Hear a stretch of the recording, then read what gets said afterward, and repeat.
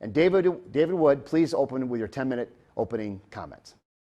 शुक्रिया क्रिस, और मैं खासकर शुक्रिया कहना चाहूँगा शब्बीर को। जितने क्रिश्चियन डिबेटर्स को मैं जानता हूँ वो मुस्लिम डिबेटर शब्बीर की इज्जत करते हैं दुनिया में, तो आगे बढ़ के मैं भी ऐसा करता हूँ। क्रिश्चियंस और मुस्लिम कुछ बातों पर सहमत हैं। हम मानते हैं कि परमेश्वर ने ब्रह्मांड बनाया है और परमेश्वर ने नबियों को भेजा और स्क्रिप्चर्स भेजे कि यीशु मसीहा है और यीशु कुंवारी से पैदा हुआ और यीशु ने बहुत सारे चमत्कार किए और ऐसी बहुत सी बातें। लेकिन एक जो सबसे साफ मतभेद है क्रिश्चियंस और मुस्लिम में, वो ये कि क्रिश्चियंस दावा करते हैं कि यीशु खुदा का बेटा है, और इस्लाम के नज़रिए से सबसे अच्छी आयत होगी इसके लिए सूरा 9:30। और यहूदी कहते हैं एजरा अल्लाह का बेटा है और मसीही कहते हैं मसीहा अल्लाह का बेटा है। ये इनके अपने ही मुंह की बातें हैं, और जो लोग ईमान नहीं लाए ये लोग वैसे ही हैं। अल्लाह की मार इन पर हो, और ये लोग किधर मुड़ गए। अब इस आयत को पढ़ के कुछ अलार्म बंद होने चाहिए, क्योंकि ये आयत ऐसे शुरू होती है कि यहूदी एजरा को अल्लाह का बेटा बुलाते हैं। यहूदी एजरा को अल्लाह का बेटा नहीं बुलाते हैं। और आगे आयत कहती है जब यहूदी एजरा को खुदा का बेटा कहते हैं और मसीही यीशु को खुदा का बेटा कहते हैं, तो हम उनकी तरह हो गए जिन्होंने पहले अविश्वास दिखाया था। हम यहाँ किसकी तरह बन रहे हैं? क्रिश्चियंस एक दिन उठ के कहते हैं वाह, हमें तो और ज़्यादा पॉलिथिस्ट जैसा बनना चाहिए। नहीं, क्रिश्चियंस के पास इसके अलावा कोई दूसरा चुनाव नहीं कि यीशु को खुदा का बेटा कहें, क्योंकि यीशु सन ऑफ गॉड करके पहचाने गए कई गवाहों के बादलों के द्वारा। आइए इनमें से कुछ गवाहों को देख भी लें। यीशु का बपतिस्मा हुआ था जॉन द बैप्टिस्ट के द्वारा, और मत्ती 3 में आगे ये होता है, और यीशु बपतिस्मा लेकर तुरंत पानी में से ऊपर आया, और देखो उसके लिए आकाश खुल गया और उसने परमेश्वर के आत्मा को कबूतर के समान उतरते और अपने ऊपर आते देखा, और देखो ये आकाशवाणी हुई कि ये मेरा प्रिय पुत्र है और इससे मैं बहुत खुश हूँ। एक आवाज़ स्वर्ग से आई और कहा ये मेरा प्रिय पुत्र है, जिसका मतलब है ये पिता की आवाज़ है। लेकिन हमें ये कैसे पता चलेगा कि ये किसके बारे में पिता कह रहे हैं? हमें कैसे पता चलेगा जॉन द बैप्टिस्ट को या किसी और को नहीं कहा गया? स्वर्ग से पवित्र आत्मा नीचे आता है और यीशु पर उतरता है। ध्यान दीजिए, पिता और पवित्र आत्मा दोनों एक साथ पहचान करते हैं यीशु की सन ऑफ गॉड की तरह है। और यीशु ने भी खुद अपनी पहचान परमेश्वर के पुत्र के रूप में कई बार दी है। अपने ट्रायल्स के समय मरकुस 14 में जब महायाजक ने पूछा क्या तू उस परम धन्य का पुत्र है, जवाब में यीशु ने कहा मैं हूं, और तुम मनुष्य के पुत्र को सर्वशक्तिमान के दाहिनी ओर बैठे और आकाश के बादलों के साथ आते देखोगे।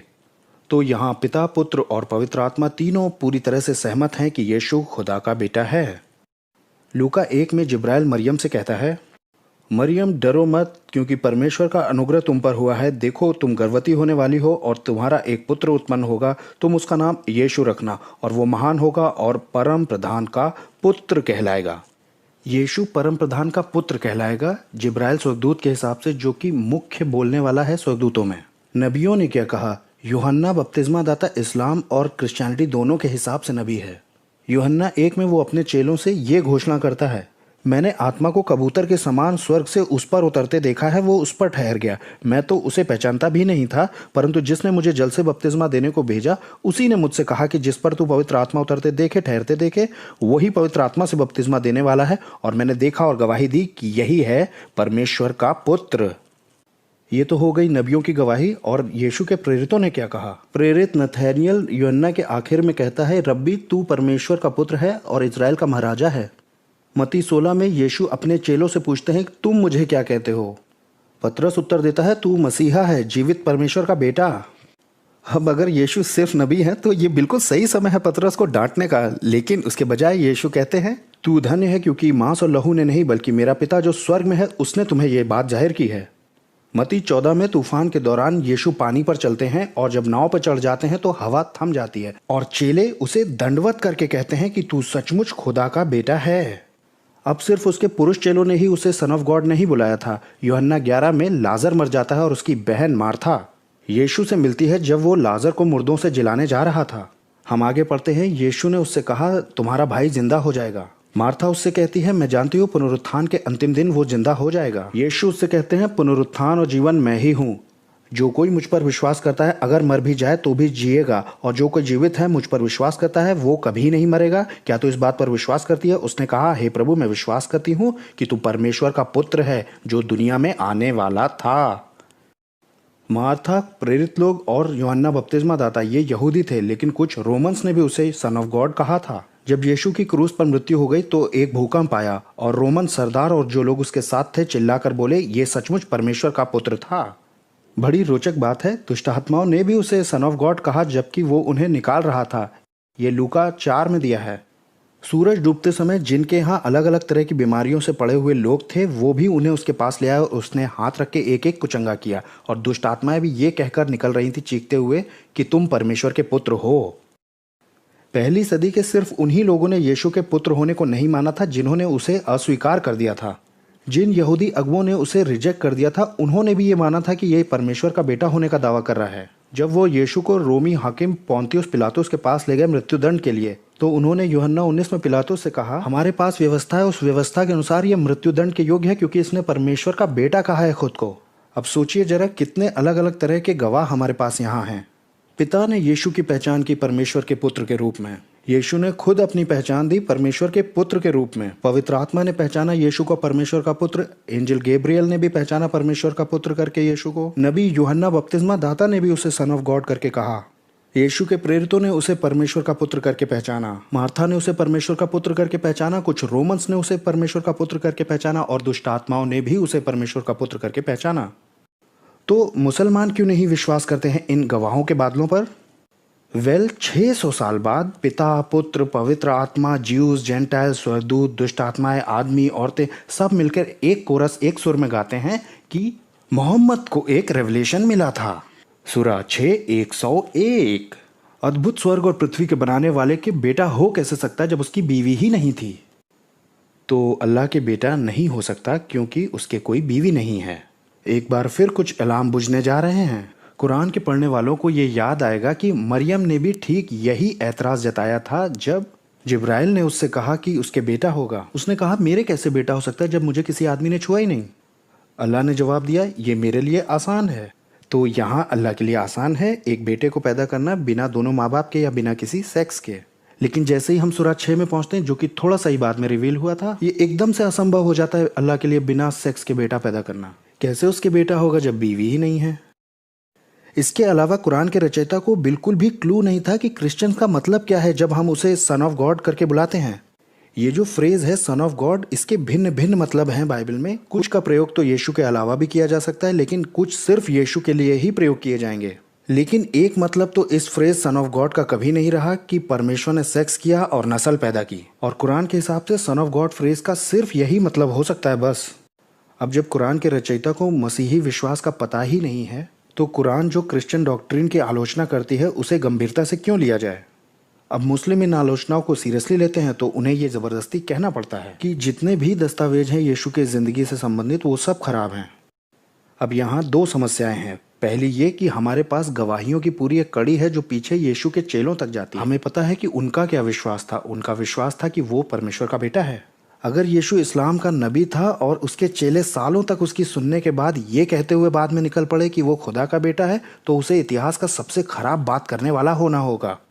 दूसरा ये कि कुरान न सिर्फ हमारे क्रिश्चियन स्क्रिप्चर्स को सच्चा कहती है बल्कि उसके सुरक्षित रहने और अधिकार को भी पक्का करती है। कुरान क्रिश्चियंस को हुक्म देती है कि तुम्हारा न्याय इंजील के हिसाब से होगा। अगर तुम इंजील और दूसरे रेवलेशन जो तुम्हें मिले उस पर खड़े ना हो तो तुम्हारे पास कोई दूसरा ग्राउंड नहीं है। कुरान हमारे स्क्रिप्चर्स से दरखास्त करता है कि दिखाए कि मोहम्मद नबी था। कुरान कहती है कि यीशु के सच्चे चेलों को अल्लाह ने बचा लिया है और उन सबसे ऊंचा ठहरा दिया है जिन्होंने यीशु पर ईमान नहीं लाया। अल्लाह हमारे स्क्रिप्चर्स की और पुराने क्रिश्चियंस की तारीफ कर रहे हैं जबकि असली मतलब है कि हमारे स्क्रिप्चर सब खराब हो चुके हैं और पुराने क्रिश्चियन सब काफिर थे। उसे इस हद तक खराब वक्ता होना पड़ेगा इस्लामिक जीसस की तुलना में कि वो था तो नबी लेकिन उसने दूसरों को दुर्घटनावश ये निश्चय करा दिया कि वो खुदा का बेटा है। तो अगर आप सचमुच ये जानना चाहते हैं कि यीशु कौन था तो आप कुरान पर तो बिल्कुल भरोसा नहीं कर सकते।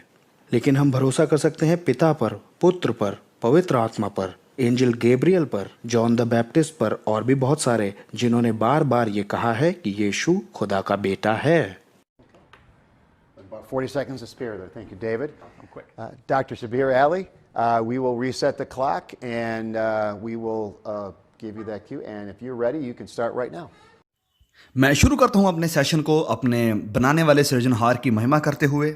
और सारे नबियों पर खुदा की सलामती मांगते हुए मैं उन सारे लोगों का धन्यवाद करना चाहता हूं जिनकी वजह से आज मैं यहाँ इस प्लेटफॉर्म पर आया हूं, और ब्रदर डेविड वुड का भी धन्यवाद करता हूं मेरे साथ यहाँ आने के लिए, और ब्रदर क्रिस का भी, और इस प्रोग्राम को ऑर्गेनाइज करने के लिए अरेंज करने वाली टीम का भी मैं धन्यवाद करता हूं।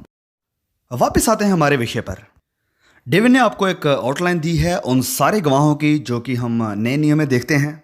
मैं यहाँ शुरू करना चाहता हूँ ऐतिहासिक नज़रिया से, और हम देखेंगे, सोचेंगे और विचार करेंगे इन सारे गवाहों के बारे में जो कि धीरे धीरे विकसित हुए हैं। ये सब गुजरते वक्त में विकसित हुए हैं और ये असल कहानी नहीं है। और अपनी प्रेजेंटेशन में मैं 3 पॉइंट्स पर फोकस रखूंगा, और इन तीनों पॉइंट्स का संबंध इंग्लिश के 3 के पहले 3 शब्दों के साथ है, T, H और R।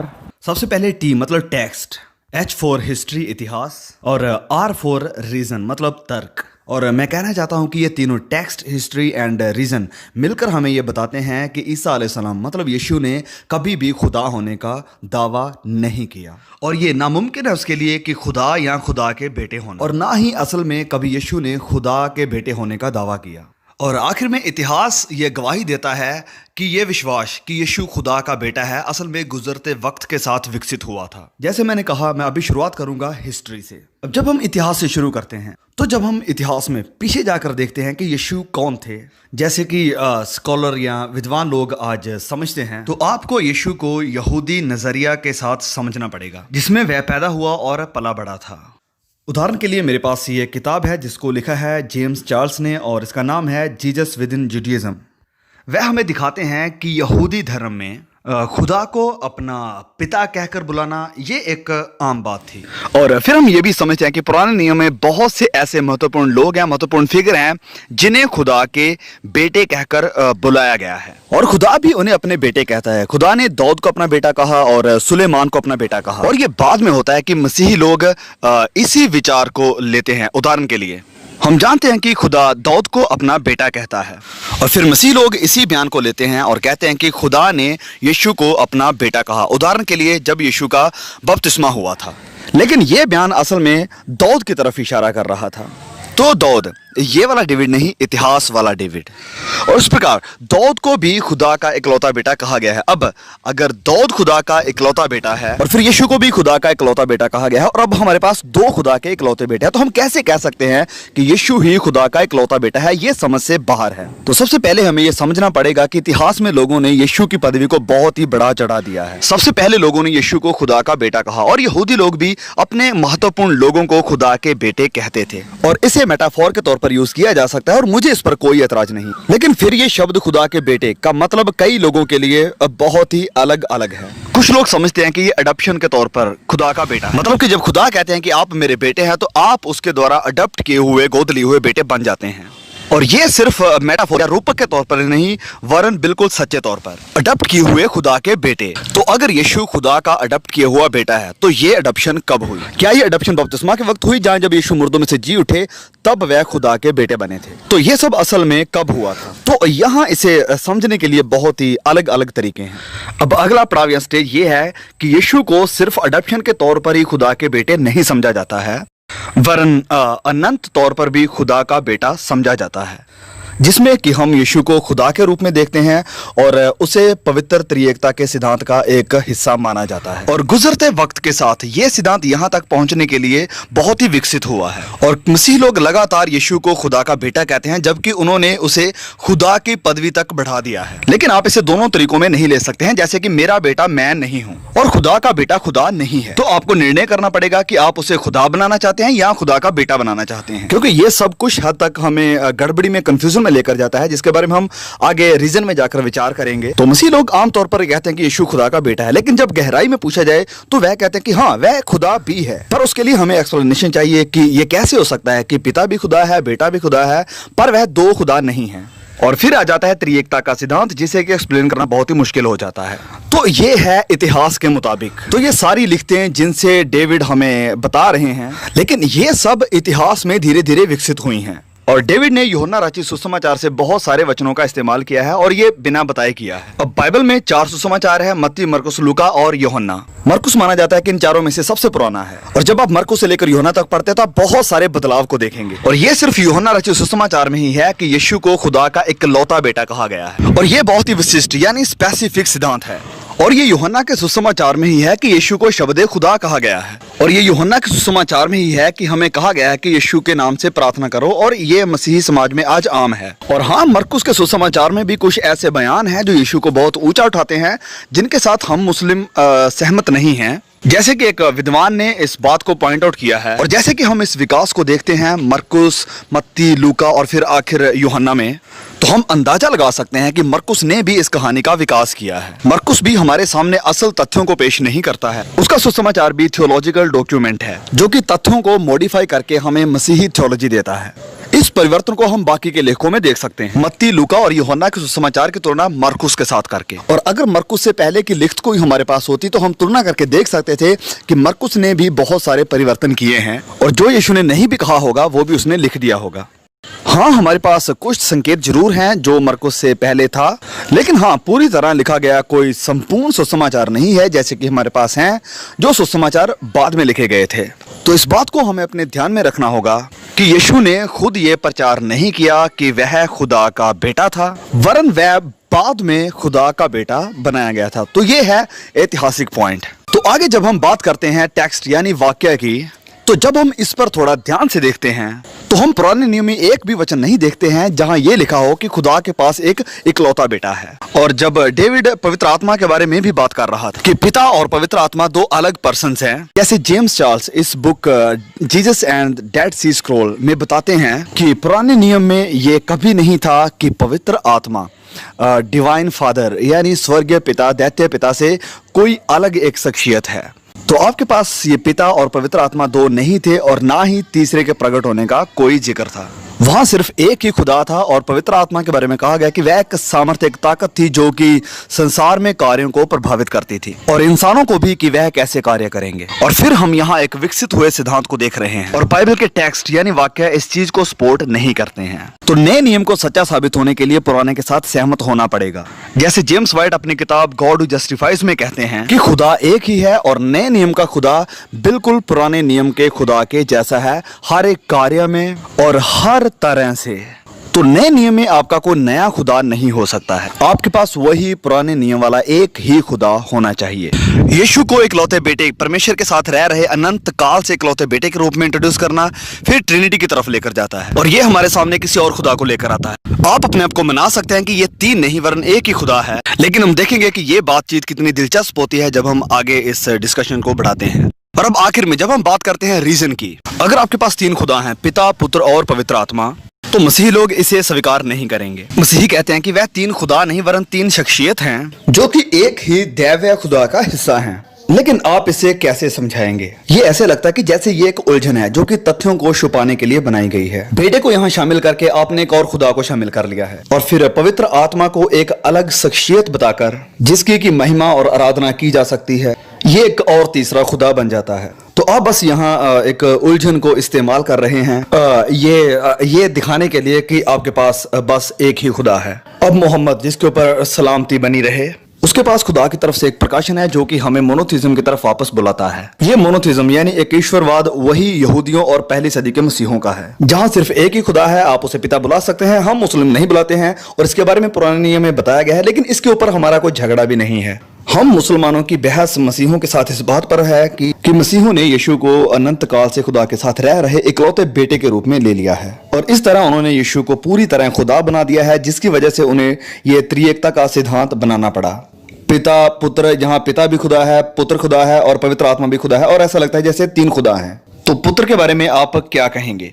अगर ये बेटा परमेश्वर के द्वारा इकलौता बेटा बनाया गया, थ्योरेटिकली वह भी अपने बेटे और बेटियां बना सकता है, और इस प्रकार आप गॉड हेड में बहुत सारे व्यक्तियों को शामिल कर सकते हैं, और इस प्रकार त्रिएकता असल में इसके साथ नहीं निपटती है। और बाइबल में ऐसा कोई भी वचन नहीं है जो त्रिएकता की शख्सियतों को तीन तक ही सीमित रखे। एक वचन पहला यूहन्ना अध्याय 5 वचन 7 था, और मॉडर्न ट्रांसलेशंस में उस वचन को हटा दिया गया है, क्योंकि मसीह विद्वानों ने माना है कि यह वचन असल हस्तलिपि यानी असल मैन्युस्क्रिप्ट्स में नहीं है। तो जब इस वचन को बाइबल से निकाला जाता है तो हमारे पास एक ऐसी बाइबल रह जाती है जो नहीं बताती है कि गॉड हेड में या ट्रिनिटी में सिर्फ तीन ही शख्सियतें हैं। तो थियोरेटिकली आप देख पाएंगे कि यीशु के पास उसके अपने बेटे और बेटियां हैं, और फिर आप इस यूनिटी में बहुत आयत को देख पाएंगे। शुक्रिया। Thank you, Dr. Beer. Thank you, David. Thank you Chris और थैंक यू शबीर। अपने ओपनिंग स्टेटमेंट में ही मैंने कहा था कि जितने लोग यीशु को सन ऑफ गॉड करके पहचान सकते थे उतनों ने पहचाना उसे सन ऑफ गॉड करके। पिता ने, यीशु ने खुद और पवित्र आत्मा ने, ये ट्रिनिटी है। जिब्राइल स्वर्गदूत, जॉन द बैप्टिस्ट, मार्था, यीशु के चेले, बहुत सारे रोमन्स और यहाँ तक कि दुष्ट आत्माएं भी सहमत थी कि यीशु खुदा का बेटा है। हम ये पढ़ते हैं प्राचीन अभिलेखों में जो यीशु के जीवन के बारे में है, और मसीही होने के नाते मैं विश्वास करता हूँ अब जब यीशु ने सबसे चमत्कारिक जीवन बिताया है इतिहास में, तो ये परमेश्वर के मोहर की मंजूरी है उसके संदेश पर।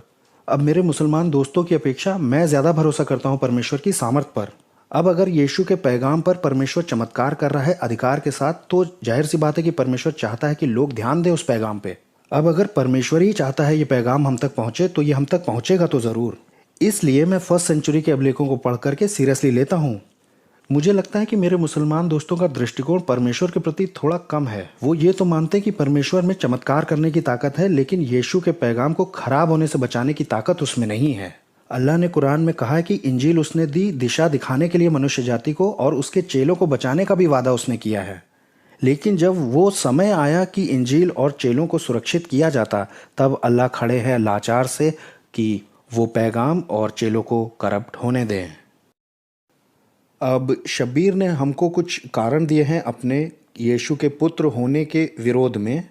इनमें से ज़्यादातर कारण उन बातों पर आधारित थे जिसमें उस सिद्धांत को बढ़ा चढ़ा के बता दिया गया है कि यीशु को परमेश्वर का पुत्र सिर्फ इंसानी तौर पर पहचाना गया है, ये दूसरे लोगों पर भी अप्लाई किया जा सकता है। और बाद में क्या हुआ कि इस बात को बढ़ा चढ़ा के कह दिया गया।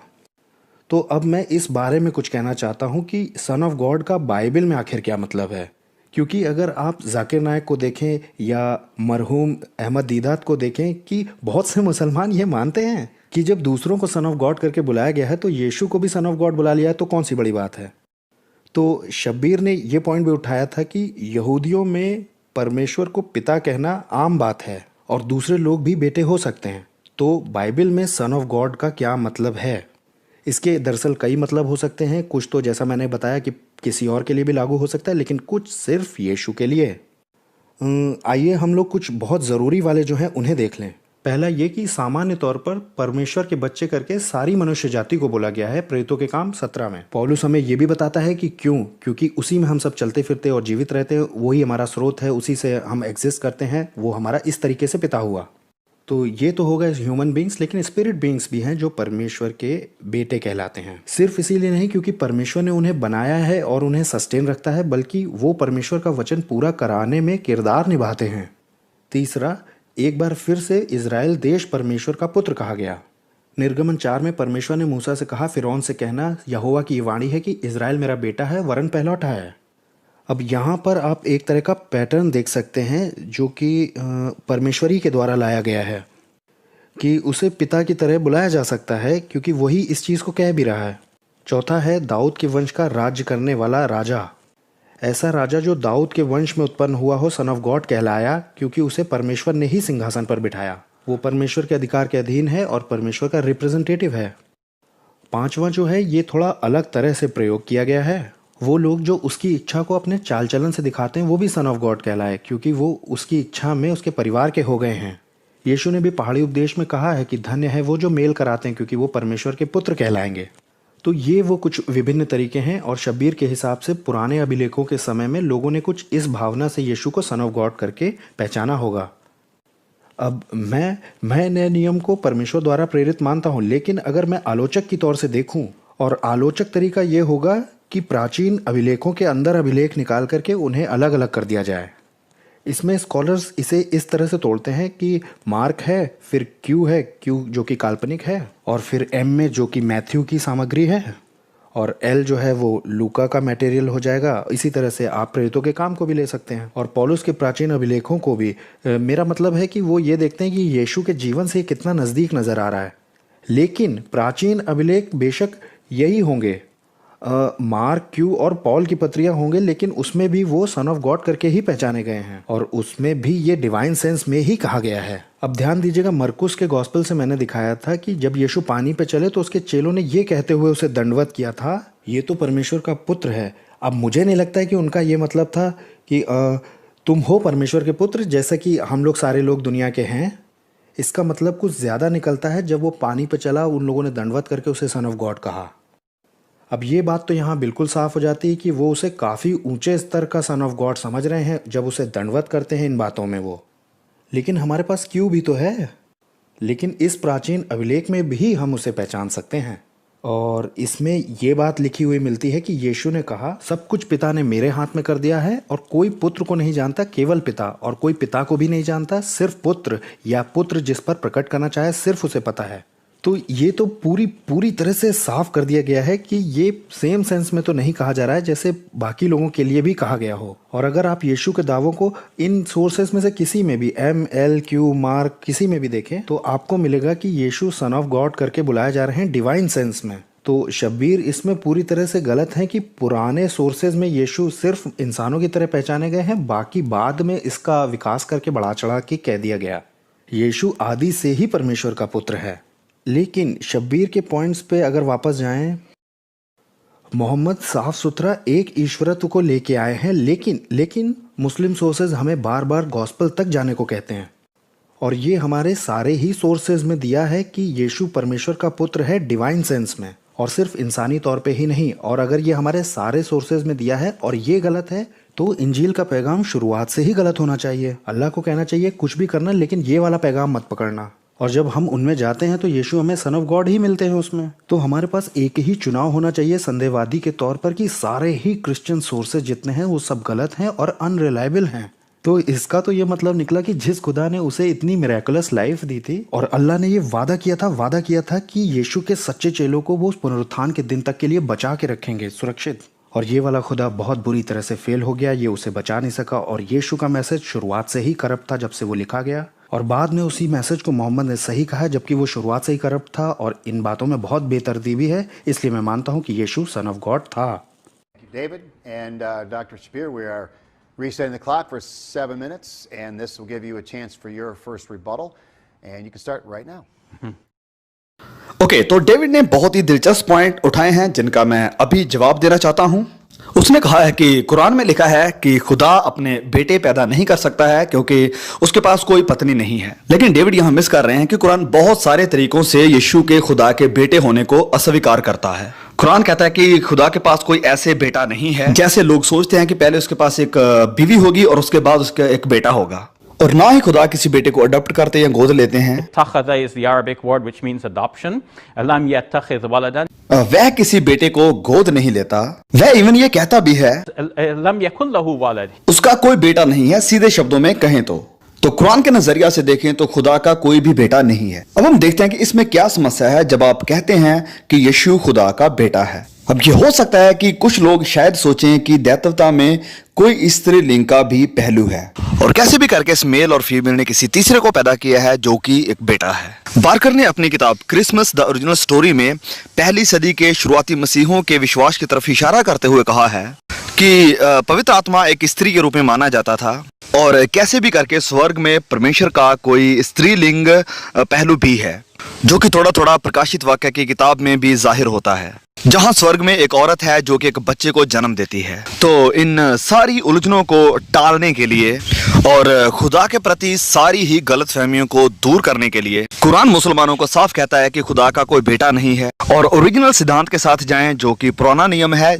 जहां खुदा का कोई भी बेटा नहीं है। डेविड ने बहुत वक्त लगाया ये दिखाने के लिए कि कैसे पुराने नियम में अलग अलग तरीकों के साथ ये शब्द खुदा के बेटे का इस्तेमाल हुआ है, लेकिन इनमें से एक भी तरह से ये नहीं दिखाया गया है कि किसी उस व्यक्ति के लिए ये शब्द खुदा का बेटा इस्तेमाल किया गया हो जो अनंत काल से पिता के साथ है और वह खुदा का इकलौता बेटा है। हम देखते हैं कि फरिश्तों से लेकर दाऊद तक खुदा के बेटे हैं, लेकिन एक भी नहीं जो अनंत काल से पिता के साथ रह रहा इकलौता बेटा। मुझे लगता है कि ये पुराने नियम में बहुत ही कम है और ये मसीह विचारधारा में बहुत बड़े गैप की तरफ लेकर जाता है। जब कुरान कहता है कि इंजील के अनुसार फैसला करो, तो ये सारी इंजील की बात नहीं कर रहा है जो आज हमारे पास है। यहाँ लिखा है वलयहकुम अहलुल इंजीली बिमा अंज़लल्लाहु फीह। इंजील वालों को चाहिए कि उस विधान के अनुसार फैसला करे जो अल्लाह ने उस इंजील में उतारा है। तो ये सारी इंजील के अनुसार नहीं जो आज उनके हाथों में है, वरन उनके अनुसार जो खुदा ने उनकी किताबों में उतारा है। तो हमें यहाँ थोड़ा छानबीन का काम करना पड़ेगा ये देखने के लिए कि कौन सा असल प्रकाशन है और कौन सा प्रकाशन है जो बाद में लोगों के द्वारा उसमें मिलाया गया है और इन किताबों में डाला गया है। हाँ, खुदा ने वादा किया है कि वह यीशु के सच्चे चेलों को संभालेगा और हम यहाँ पर यह भी देखते हैं कि कुरान यहाँ पर बहुत ज़्यादा सहनशीलता दिखाता है कि हम अपनी इंसानी बुद्धि से यह स्वीकार नहीं कर सकते हैं कि कैसे लोगों में इतने छोटे छोटे बदलाव हो सकते हैं। लेकिन खुदा के द्वारा दिया गया यह कुरान जो खुदा की बुद्धि से आता है और समझता है कि इंसान तो इंसान ही है जो कि कई चीज़ों में बदल भी सकते हैं, लेकिन खुदा लोगों की गलतियों के बावजूद भी वह उन्हें स्वीकार करता है जैसे भी वे हैं, जब तक कि उसने एक रास्ता नहीं निकाल दिया कि वह आगे कैसे समझे। सो कई सदियों तक मसीही लोग नाइसियन क्रीड को मानते रहे जब तक कि कुरान प्रकट या जाहिर नहीं हुआ। और अब जबकि कुरान प्रकट हुआ है तो हर किसी से ये उम्मीद की जाती है कि वह इस फाइनल रेवलेशन के साथ जाए। जैसे संत पौल ने खुद भी कहा है अपने एक खत में कि खुदा ने मूर्ति पूजकों के अतीत के गुनाहों को, गलत कामों को माफ कर दिया है, और अब जबकि यीशु के द्वारा प्रकाशन आया है तो लोगों को चाहिए कि वह उसके प्रकाशन पर विश्वास करें। बिल्कुल ऐसे ही जैसे मोहम्मद सल्लल्लाहु अलैहि वसल्लम आए हैं तो लोगों को चाहिए कि इस आखिरी नबी के नक्शे कदम पर चलें। और मोहम्मद सल्लल्लाहु अलैहि वसल्लम ने कुरान हमें देते हुए हमें असल में वो सच्चाई दी है जो पहले से ही और जो असल में शुरुआत में थी। डेविड कह रहे हैं कि मरकुस और बाकी के इंजीलें और पत्रियां यीशु के खुदा होने की तरफ इशारा कर रही हैं, लेकिन जो मैंने ऑब्जेक्शंस इनके खिलाफ उठाए हैं उनका अभी तक जवाब नहीं मिला है। जो ऑब्जेक्शंस हैं जैसे कि जॉन बोल्टन ने अपनी किताब जीसस द अनआंसर्ड क्वेश्चन में उठाए हैं कि मरकुस की इंजील भी पहले के सूत्रों के आधार पर थी और मरकुस ने भी इन सिद्धांतों को या अपनी शिक्षा को विकसित किया है, इवॉल्व किया है, और जिस तरीके से पेश किया गया है उसने आखिर में यह किया है। और पौलुस यीशु का शुरुआती या पहला गवाह नहीं था, वरन प्रेरित थे, चेले थे। जैसे जेम्स डॉन ने अपनी किताब unity in the diversity in the new testament में बताया है, पॉइंट आउट किया है कि पहली सदी के मसीह पौलुस को अपोस्टेट मानते थे और पतरस को विश्वास का चैंपियन मानते थे, क्योंकि वे जानते और देखते थे कि प्रेरित पौलुस और प्रेरित पतरस की शिक्षा में बहुत बड़ा अंतर है। तो कहाँ है प्रेरित पतरस की शिक्षा हम नहीं जानते हैं, लेकिन उनकी 2 पत्रियां हमें बाइबल में देखने को मिलती हैं। जब बात करते हैं दूसरे पतरस की तो बहुत से स्कॉलर मानते हैं कि ये पतरस की राइटिंग नहीं है, ये असल में उसके नाम पर लिखी गई है, और पहले पतरस पर ज़्यादातर विद्वान बटे हुए हैं। तो हमारे पास कुछ भी ऐसा ओरिजिनल नहीं है जो ये साबित कर सके कि ये शिक्षा या इंजील संत पतरस के द्वारा लिखी गई है। तो प्रेरितों के काम में पतरस और बाकी चेलों की जो स्पीचेस हैं उनका क्या, जो कि प्रेरितों के काम में रिकॉर्ड की गई हैं। आमतौर पर ज़्यादातर विद्वान और स्कॉलर ये मानते हैं कि ये सारी स्पीचेस असली चेलों की, प्रेरितों की नहीं है, और लेखक लूका ने इसे बदलकर अपने तरीके के साथ सबके सामने पेश किया है। तो हमारे पास कोई भी असल और शुरुआती रिकॉर्ड बिल्कुल नहीं है। अब जो हमारे पास है वो है एक विकास सुसमाचार के सिद्धांतों में, जिन्हें हम अपनी आंखों से बिल्कुल साफ तौर पर देख सकते हैं। और मैंने इसकी पहले भी एग्जाम्पल दे दी है कि कैसे यूहन्ना के सुसमाचार में इस सारी कहानी को विकसित किया गया है। तो आइए हम देखते हैं कि कैसे मरकुस के सुसमाचार में कुछ चीज़ों को पेश किया गया है और कैसे बाद के सुसमाचारों में उन्हीं बातों को गलत पेश किया गया है। मरकुस के सुसमाचार में जब यीशु बेड़ी में सो रहे होते हैं तो चेले उसके पास आते हैं और कहते हैं कि हे रब्बी, क्या तुझे कोई फिक्र नहीं है कि हम कैसे डूबते चले जा रहे हैं। लेकिन मत्ती के सुसमाचार में वह उसे प्रभु कहते हैं। सिर्फ यही नहीं, बाद के सुसमाचारों में वह जानते हैं क्या करना है, वह उसकी आराधना करते हैं। तो ये बाद में विकसित हुई असल कहानी से ली गई ये एक कहानी है। ऐसी बहुत सी चीजें हम बार बार देख सकते हैं। मरकुस में अगर उसे वह रब्बी कहते हैं तो बाकी के सुसमाचारों में वह उसे प्रभु कहते हैं। अगर वहां उसे गुरु कहते हैं तो बाद में उसे प्रभु कहा जाता है। तो पहले सुसमाचार में अगर वह उसे झिड़कते हैं तो बाद के सुसमाचारों में वह उसकी वर्शिप करते हैं। तो इस कहानी में सिर्फ विकास है। ये ऐसा नहीं है कि जिब्राइल फरिश्ते ने आकर ये लिखतें दी हैं कि हम जिब्राइल फरिश्ते के वचनों को बता रहे हैं। तो हम लोगों को पढ़ रहे हैं जो कहते हैं कि फरिश्ते ने ऐसा कहा या यूहन्ना बपतिस्मा देने वाले ने ऐसा कहा। तो ये बाद में लिखी गई कहानी है जो विकसित हुई है। तो हमें असल कहानी की तरफ जाना होगा जो कहती है कि यीशु खुदा का सेवक है, वह एक इंसान है और नबी है, खुदा का बेटा नहीं। Thank you, Dr. Shabir Ali. And take it away, David. Alright, जैसा मैंने पहले बताया कि मुझे लगता है मुसलमान परमेश्वर की ताकत को थोड़ा कम समझते हैं। जितना हम समझते हैं उतना तो वो नहीं मानते। यीशु एक कुंवारी से पैदा हुए थे इस्लाम के हिसाब से। अल्लाह इतना करने की ताकत तो रखते हैं कि यीशु ने मुर्दों को जिंदा कर दिया, कोढ़ियों को चंगा कर दिया। इतना पावरफुल तो वो हैं। बजाय इसके कि उसे मरने दिया जाए, उसे बचा लिया जाता है और जन्नत में उठा लिया जाता है। तो खुदा के इतना करने की ताकत तो है। और ये खुदा वादा कर रहा है यीशु के चेलों को जब तक पुनरुत्थान का दिन ना आ जाए तब तक सुरक्षित रखेगा। और ये खुदा कहता है मैंने गॉस्पेल दिया है, इंजील दी है पूरी मनुष्य जाति को दिशा दिखाने के लिए, और वो उसे सुरक्षित रखता नहीं है और हमारे सारे ही सोर्सेस करप्ट हो जाते हैं। तो ये सब करने की खुदा में ताकत है, लेकिन उस पैगाम को लिखित तौर पे नहीं आने देता। अब शब्बीर के हिसाब से यीशु को सन ऑफ गॉड कहने में समस्या है क्योंकि ये इशारा कर देता है किसी औरत वाले पहलू की तरफ। मुझे ये दिखाई देता है कि कुरान पक्की तौर से इनकंसिस्टेंट है इसमें, क्योंकि कुरान चैप्टर 13:39 में और 43:3 और 4 में बात करती है मदर ऑफ द बुक की, किताब की एक माँ है, एक किताब है और एक किताब की माँ है जो अल्लाह के साथ है उसकी प्रेजेंस में। तो इस तरह की भाषा थोड़ी समस्यात्मक है। अल्लाह के साथ एक माँ है किताब की। जरा थोड़ा कल्पना कीजिए, आप जो मुसलमान वहाँ हैं, जरा इमेजिन करिए कि कोई आया आपके पास और दावा करता है कि मैं खुदा की तरफ से बोलता हूँ और मैं तुम्हारे सिद्धांतों का खंडन करूंगा। अब देखो, इस्लाम सिखाता है कि किताब की एक माँ है। अब जाहिर सी बात है, बाप कौन है? बाप देखो अल्लाह को ही होना पड़ेगा क्योंकि अल्लाह का ही कलाम है। इसलिए अल्लाह ने किताब की माँ के साथ सेक्स करके कुरान की नस्ल बना दी। आप कहेंगे कितनी पागलों वाली बात है, आप इसे रिजेक्ट ही कर दोगे क्योंकि ये इसका मतलब ही नहीं है। और मैं आपके साथ सहमत भी हूँ, लेकिन कुरान का रचयिता कुछ ऐसा ही सुनाई देता है। वो हमारे सिद्धांतों पर प्रतिक्रिया तो दे रहा है, लेकिन लग नहीं रहा कि वो उसे समझा है। वो ट्रिनिटी के सिद्धांत पर भी रिस्पॉन्स कर रहा है, लेकिन हमारा ट्रिनिटी से मतलब क्या है वो उसे पता नहीं है। तो उसकी इन बातों को गंभीरता से लेना थोड़ा सा मुश्किल है। अब आइए हम चले उन कठिनाइयों की तरफ जो हमें उसके सन ऑफ गॉड होने में आ रही थी। मैंने दिखाया कि यीशु आपके पास सन ऑफ गॉड की तरह हैं मरकुस में, और यीशु परमेश्वर का पुत्र करके आपके पास मत्ती और लूका में भी हैं, और यीशु सन ऑफ गॉड करके क्यू डॉक्यूमेंट में भी हैं आपके पास, और आपके पास वो पौलुस में भी हैं। और शब्बीर ने ये कहा कि पौलुस पहले का नहीं है। मेरा मतलब पहले के लोगों से नहीं, पौलुस की पहली पत्रियों से था, और पौलुस की पत्रियां बहुत पहले की हैं। और शब्बीर ने उठाया कि पौलुस ने आगे चल के किसी तरह से इसे करप्ट कर दिया। इस पे तो हम कल बहस करेंगे, मैंने कुछ जवाब कल के लिए बचाए हैं। लेकिन जरा इस पे सोचिए कि ये कह क्या रहे हैं। अगर परमेश्वर इतना कुछ कर रहे हैं यीशु की जिंदगी से, तो ऑब्वियसली उनका कोई पॉइंट होगा इसमें। ये ऐसा होगा जैसे खुदा कह रहा हो, ये देखो देखो मैं क्या करने जा रहा हूँ, मैं क्या करने जा रहा हूँ, बड़े बड़े काम यीशु की वजह से, और एकदम से खुदा के हाथ से बॉल गिर जाती है और सब करप्ट हो जाता है। ये कहने के बाद कि यीशु के चेलों को मैं पुनरुत्थान के दिन तक बचा के रखूंगा। ये कहने के बाद कि इंजील मैंने पूरी मनुष्य जाति के लिए दी थी। जो एकमात्र इंजील हमारे पास है वो ये करप्ट चीज है जो बार बार कहती है यीशु परमेश्वर का पुत्र था, क्रूस पे मारा गया, गाड़ा गया, जिंदा हुआ। और शब्बीर के हिसाब से हमारे पास कोई भी सही डॉक्यूमेंट है ही नहीं। और हमें क्या करना चाहिए? इन्होंने कहा, जब कुरान में ये दिया है कि इंजील वालों को जो उसमें दिया है अल्लाह ने उसी हिसाब से जज किया जाएगा, तो इसका मतलब ये है जब हम बाइबल में जाएं तो हमें सच वाले हिस्से ढूंढने होंगे, और जाहिर सी बात है वो मिलेंगे कुरान वाले हिस्सों से ही। और हमें ये देखना होगा कि ये इस्लाम से कितना सहमत है, और इस्लाम को हमें इसमें सच ही मानना होगा। अब वहाँ जो अल्लाह कह रहे हैं इसका ये मतलब हो ही नहीं सकता। क्यों? क्योंकि थोड़ी सी ही आयतों पहले अल्लाह मोहम्मद से पूछते हैं, यहूदी तुम्हारे पास क्यों आ रहे हैं न्याय के लिए जब उनके पास तोरा है? अब यहाँ पे क्या मैसेज दिया गया है?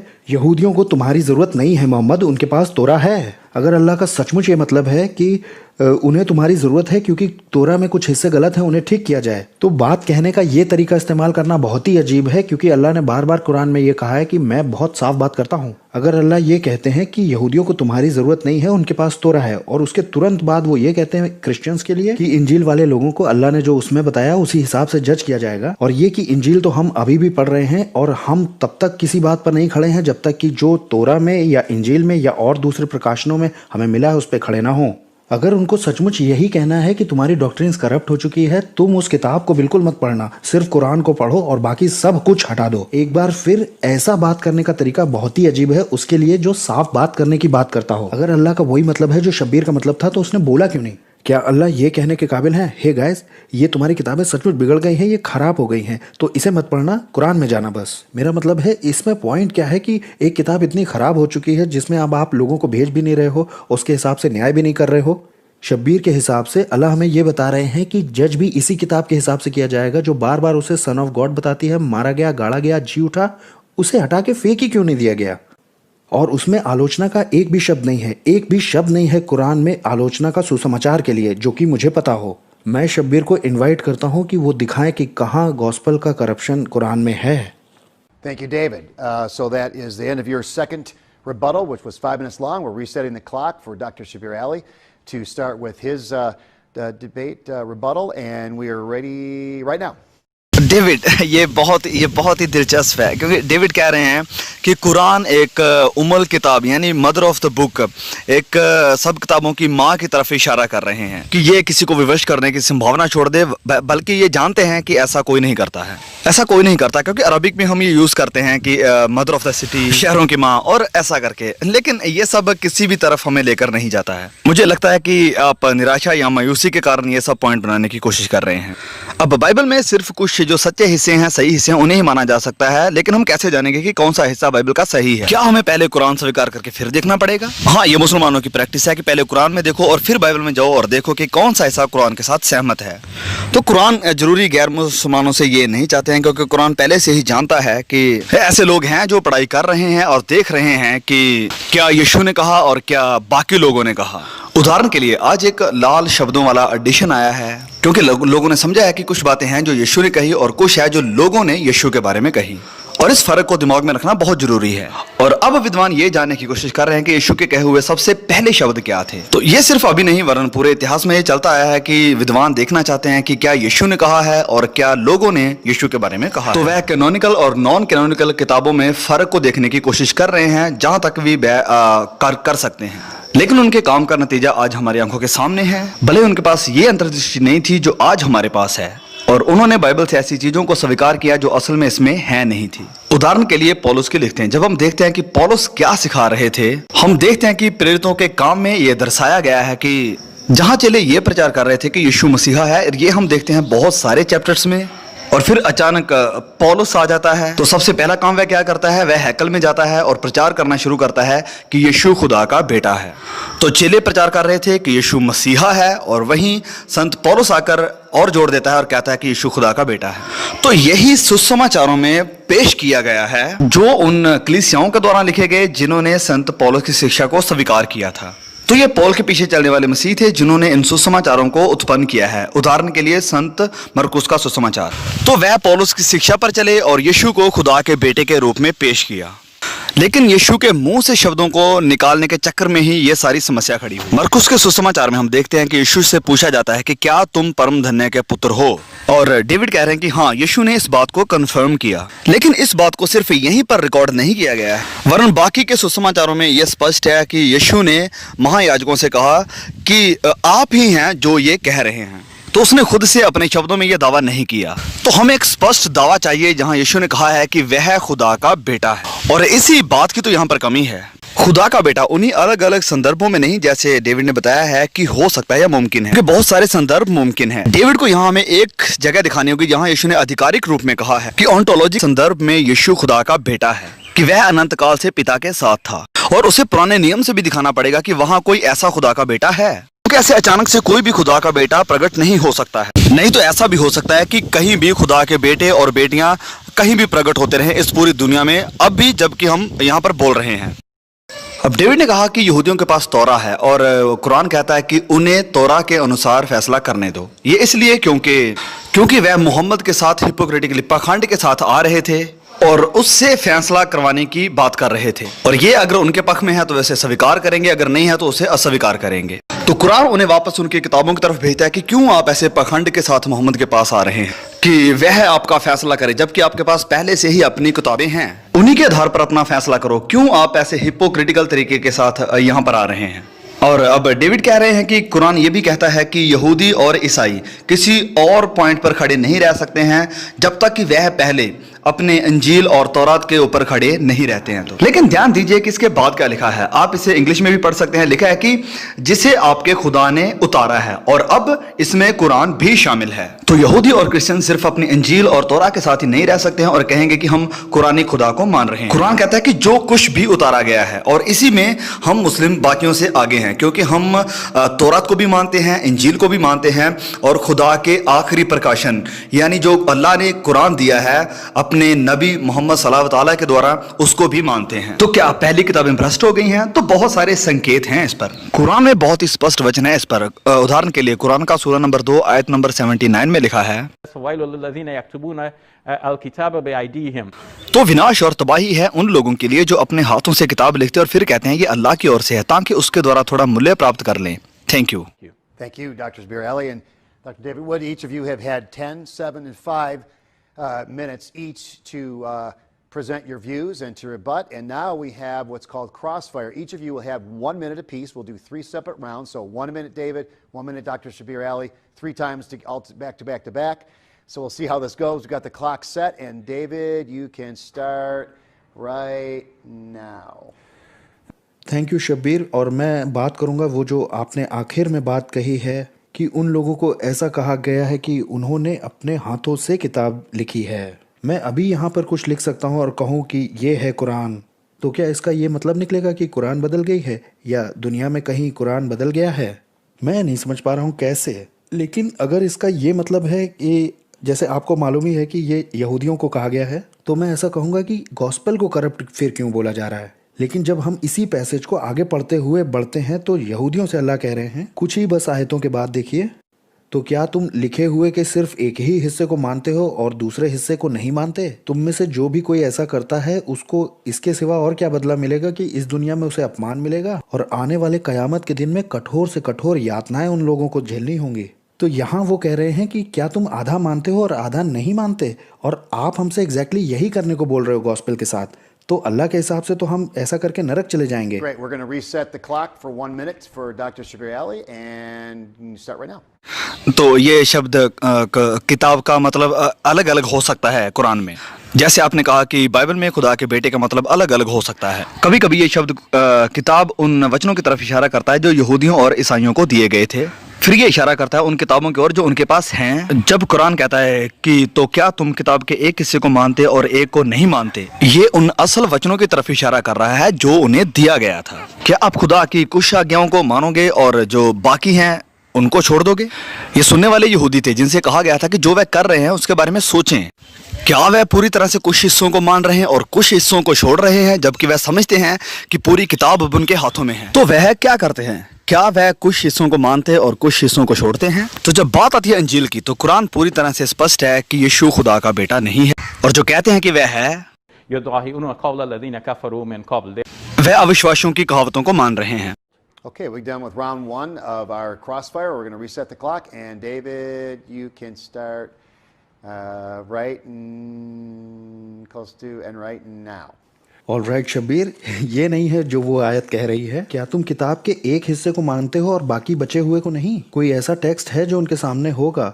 तुम आधा मानते हो और आधा नहीं मानते। जो ऐसा करता है उसे क्या बदला दिया जाएगा? उसे इस दुनिया में अपमान और कयामत के दिन उस पर कठोर यातना होंगी। तो अल्लाह यहाँ कह रहे हैं कि एक हिस्सा मानते हो और दूसरा हिस्सा नहीं मान रहे हो टेक्स्ट का, और आप हमें ये कह रहे हो कि इसका असली मतलब ये है कि यहूदी ये समझ जाएं कि उनका एक हिस्सा काम का नहीं है और एक हिस्सा है जिसे वो ग्रहण कर सकते हैं। इसका ये मतलब बिल्कुल नहीं हो सकता। और अगर ऐसा है तो अल्लाह एक अच्छे कम्युनिकेटर नहीं है। और अगर उस बात में जाएं जो आपने कही कि मसीहियों को दूसरे रेवलेशंस मिले हैं, लेकिन अल्लाह ने वहाँ अंतर दिखा दिया है किताब के लोगों को जो प्रकाशन मिले हैं और जो प्रकाशन मुसलमानों को मिले हैं उसमें। तो हमारा ये विश्वास है कि कुछ प्रकाशन हमें मिले, कुछ आपको मिले, और इसमें एक अंतर है। तो यहाँ ये बात की गई कि एक रेवलेशन क्रिश्चियंस के लिए उतरा और वो रेवलेशन हमारे पास है, और वो बार बार यही कहता है कि यीशु सन ऑफ गॉड है। Halfway through, we're going to reset the clock, and we'll give Dr. Shabir Ali a chance to respond to that. And right now. Okay David, जैसे आप इस पॉइंट पर जोर दे रहे हैं तो हम वचन की गहराई में जाते हैं। कुरान में जो उन्हें बात कही जा रही है वह ये है कि उन्हें अपना खुदा की तरफ से वाचा दी गई है कि वह लोगों को उनके घरों से बाहर नहीं निकालेंगे और ना उनके ऊपर हमला करेंगे, लेकिन वह लगातार ऐसा करते रहे। और जब भले ही उन्होंने अपने लोगों को मारा और उन्हें उनके घरों से बाहर निकाल दिया, तो जब बात आती थी दूसरों की मदद करने की, तो वह कहते थे कि हाँ, हम दूसरों की मदद तो करते हैं लेकिन हम अपने लोगों के साथ ऐसा नहीं करते। और इस तरह वह कुछ हिस्सों को मानते और कुछ हिस्सों को छोड़ देते थे। तो ये एक विशिष्ट आ गया है जिसके बारे में कुरान बात कर रहा है। तो जब बात आती है नए नियम की, तो असल कहानी ये है कि यीशु एक नबी था, एक सेवक था और अल्लाह का मैसेंजर था। मत्ती अध्याय 12 वचन 18 हमें बताता है कि यीशु खुदा का सेवक था और फिर पौलुस ने इसे बदलकर खुदा का बेटा बना दिया, और यही कुछ हमें देखने को मिलता है बाकी के सुसमाचारों में। Okay, great. We're going to reset the clock for our last round of our crossfire, and we can start right now. अब शब्बीर, आप बार बार ये कह रहे हो कि पौलुस ने सन ऑफ गॉड के सिद्धांत को आगे बढ़ाया क्योंकि एक्ट्स में पहला इंसान वही है जिसने ऐसा कहा। लेकिन आपको और सबको पता है कि एक्ट्स जो है वो लूका का दूसरा भाग है, और यीशु को सन ऑफ गॉड करके पहले ही चैप्टर से पहचाना गया है लूका के। और लूका की किताब प्राचीन स्रोतों पर आधारित है जैसे कि क्यू और मार्क, और इन दोनों में ही यीशु को सन ऑफ गॉड करके पहचाना गया है। तो आप कैसे कह सकते हो कि उसे यहाँ सन ऑफ गॉड कहा गया, वहाँ सन ऑफ गॉड कहा गया, और फिर लूका ने उसे सन ऑफ गॉड करके पहचाना और वो मटेरियल लिया, और फिर पौलुस ने उस प्रेरितों के काम की किताब में उसे सन ऑफ गॉड बुलाया और फिर इन्वेंट कर दिया ये सब।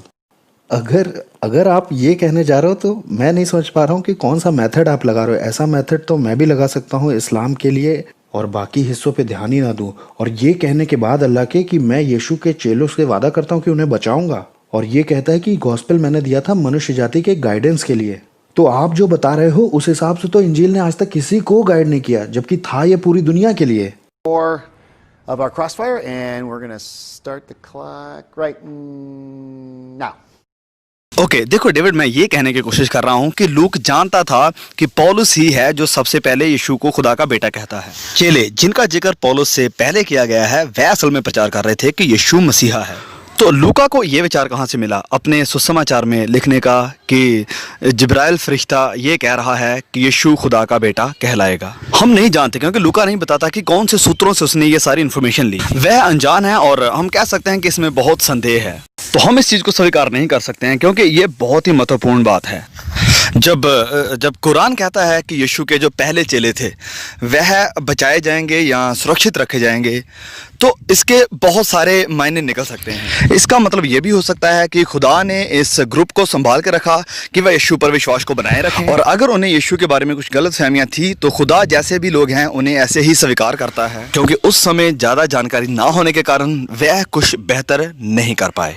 Okay, great. Well, we thank you, gentlemen, for that very, that's why we call it crossfire. Dr. Shabir, you've got it. Oh, we're going to reset the clock. Sorry. Let me, we're getting there. Okay, and right now. तो okay, मैंने अपनी presentation को 3 points में summarise किया था। T मैंने बताया था टेक्स्ट के लिए खड़ा होता है, एच हिस्ट्री के लिए और आर रीजन के लिए, और ये 3 के पहले 3 शब्द हैं।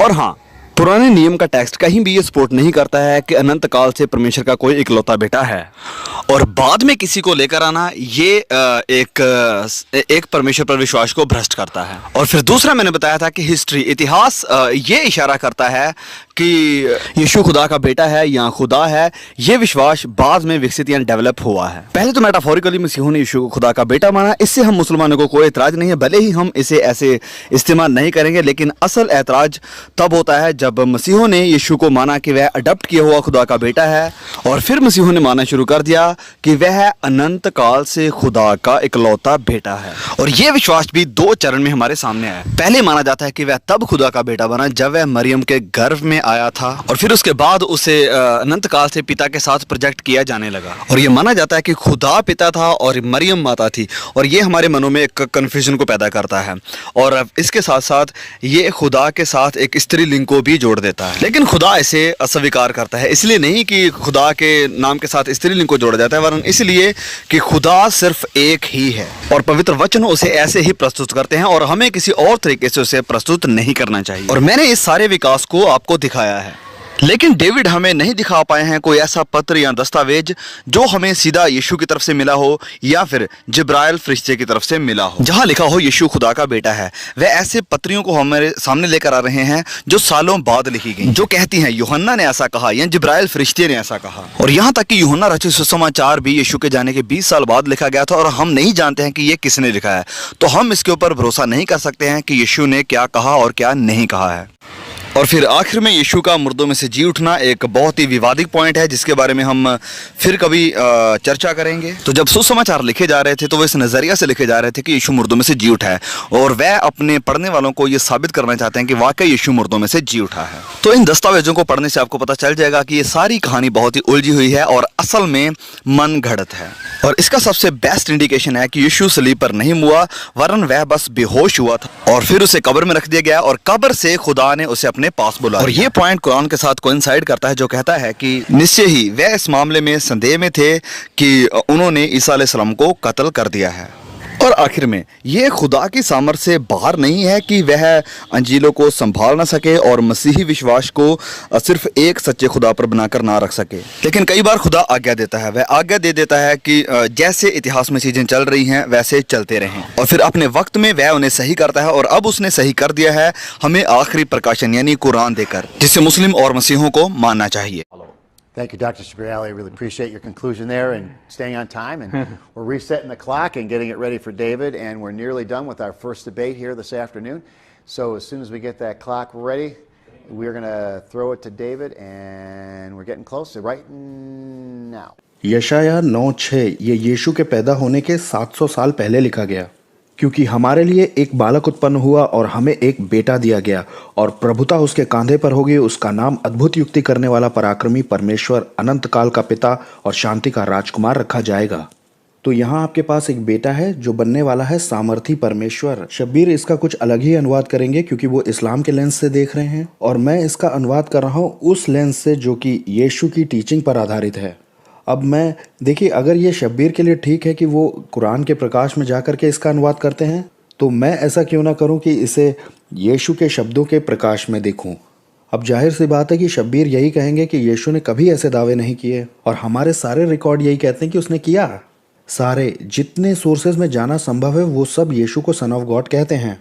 शब्बीर कहते हैं हमें नहीं मालूम ये किसने लिखा है, लूका किसके पास गया था। लूका ने साफ बताया मैं आई विटनेस के पास गया था, और लूका सब स्रोतों में सिर्फ एक ही स्रोत है, और यही मेरा पॉइंट है कि ये सब जगह ही दिया हुआ है। ये सारे ही सोर्सेज में दिया है जो कहता है कि यीशु को सबने पहचाना कि वो सन ऑफ गॉड है, और सबने ही गलत समझ लिया। और ये बहुत ज़रूरी है, इसके लिए आपको उन्हें ऐसे देखना पड़ेगा जैसे कि वो मानव इतिहास में सबसे बड़े फेलियर रहे हों, और यीशु खुद भी मानव इतिहास के सबसे बड़े फेलियर्स में गिने जाएंगे, क्योंकि यीशु चुन नहीं पाए, वो चुनाव ही नहीं कर पाए एक भी ऐसे आदमी का जो कि फेथफुली उस मैसेज को लेता और निश्चय करता कि ये मैसेज आगे जाए। तब तो क्या आप सोचेंगे यीशु के बारे में, और क्या सोचेंगे उसके चेलों के बारे में। और सिर्फ यही नहीं, खुदा भी ये कह रहा था इस्लाम में कि मैं इसे बचाऊंगा, वो खुद इसे बचाने वाला था। और यहाँ शब्बीर कहेंगे हाँ खुदा बहुत सहनशील है ना, तो उसने होने दिया। तो क्या खुदा इस तरह से करप्ट होने देगा यीशु का मैसेज? खुदा इजाज़त दे देगा लोगों को करप्ट करने के लिए? इतने जो काम यीशु से करवाने के बाद, एक कुंवारी से पैदा होकर के, बचपन से ही इस्लाम प्रीच करके, इतनी मिरेकुलस लाइफ जी करके, और उसको बचा लेने के बाद परमेश्वर ऐसे कह रहे हैं अरे होने दो, इसमें समय लगने दो, इन्हें कहने दो कि ये खुदा का बेटा था और मारा गया, गाड़ा गया, जी उठा। मैं आने दे सकता हूँ इस तरह के बदलाव। हाँ, अब समस्या इसमें यह है कि जैसे जैसे समय बीतता है, तो बजाय ये कहने के कि वो मैसेज करप्ट हो गए हैं, वो सारे रिकॉर्ड मैसेज सब करप्ट हैं, और फिर उसको ठीक भी करवा देता। और यही खुदा जो कहलवा रहा है कि यीशु खुदा का बेटा नहीं था, वो क्रूस में मारा नहीं गया और वो गड़ के जिंदा नहीं हुआ, और वही बाद में ये भी कह देता है कि न्याय इंजील के हिसाब से होगा, और तुम्हारे पास कोई और बात नहीं जब तक तुम इंजील पर या तोरा पर या दूसरे प्रकाशनों पे ना खड़े हो। शब्बीर कहेंगे कि इसका मतलब कुरान है। कुरान हो नहीं सकता क्योंकि उसमें अंतर बताया गया है रेवलेशन जो किताब वालों को या मुस्लिमों को दिए गए। तो ये हमें बता रहे हैं कि उन बातों पर यकीन मत करना जो क्रिश्चियंस कहते हैं, लेकिन तुम उन बातों को मानना जो इन टेक्स्ट में दी हैं। तो इस्लाम में इन दोनों ही बातों को लेकर बेतरतीबी है। अंत में हमें क्या करना चाहिए? हमें परमेश्वर पर विश्वास करना चाहिए कि उसे मालूम है कि वो क्या कर रहा है। अगर यीशु को इतना अधिकार है तो हमें उसकी सुननी चाहिए कि वो सन ऑफ गॉड है।